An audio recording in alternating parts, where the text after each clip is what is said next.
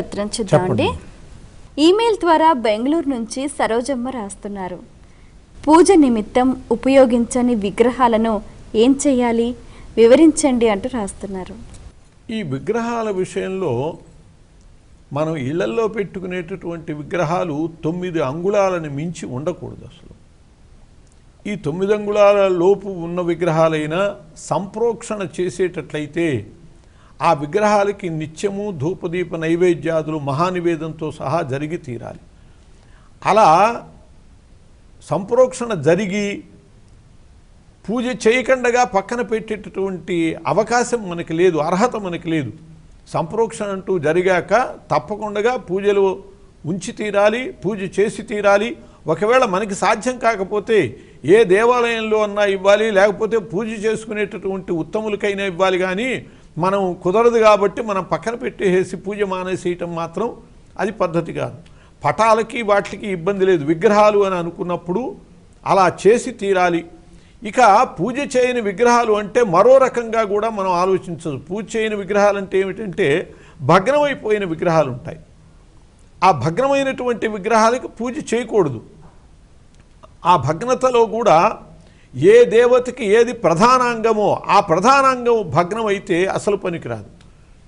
ఆంజనేయ స్వామి ఉన్నాడు, ఆయనకి తోక భగ్నమైతే అది పూజకి అర్హం కాదు, మిగతా అందంగా విగ్రహం అంతా ఉన్నా కూడా.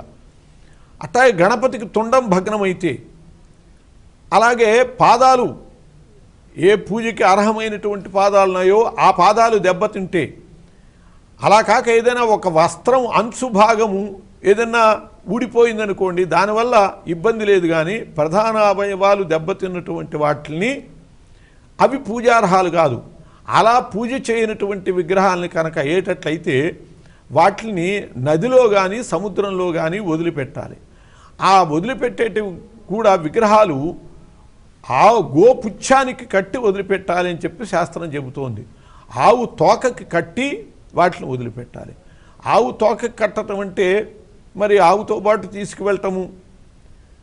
చిన్న విగ్రహాలు అయ్యేటట్లయితే ఆవుని ఏ ఆటోలోనో పెట్టుకుని దానికే విగ్రహాన్ని కట్టి తీసుకెళ్ళచ్చు.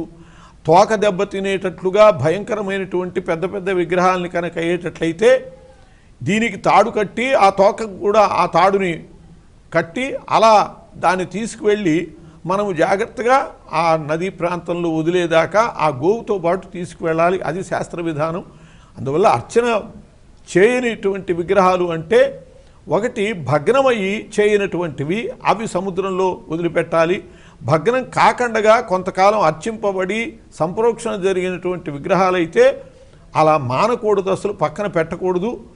ఎవరికైనా ఇవ్వాలి, దేవాలయాల్లో ఇవ్వాలి తప్పితే అట్లా కొంతకాలం చేసి మానేసేయటం మాత్రం పద్ధతి కాదు, శ్రేయస్కరం కూడా కాదు.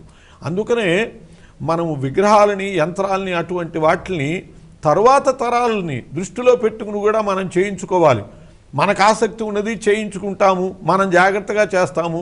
తర్వాత తరాల వాళ్ళకి జాగ్రత్త చెప్పము. వాళ్ళు దానికి అపచారాలు చేస్తే దాని అనర్థం వాళ్ళు పొందుతారు. వాళ్ళ శ్రేయస్సును కూడా దృష్టిలో పెట్టుకున్నప్పుడు ఇటువంటివన్నీ ఇంట్లో పెట్టి ప్రమాదాలు తీసుకురాకుండా ఉండాలి.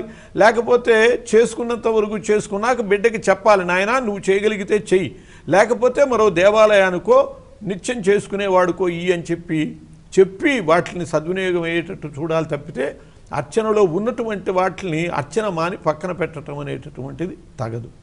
చాలా సంతోషం అండి, మీ సమయాన్ని కేటాయించి మా ప్రేక్షకుల ధర్మ సందేహాలకు శాస్త్రీయ సమాధానాలు అందించినందుకు.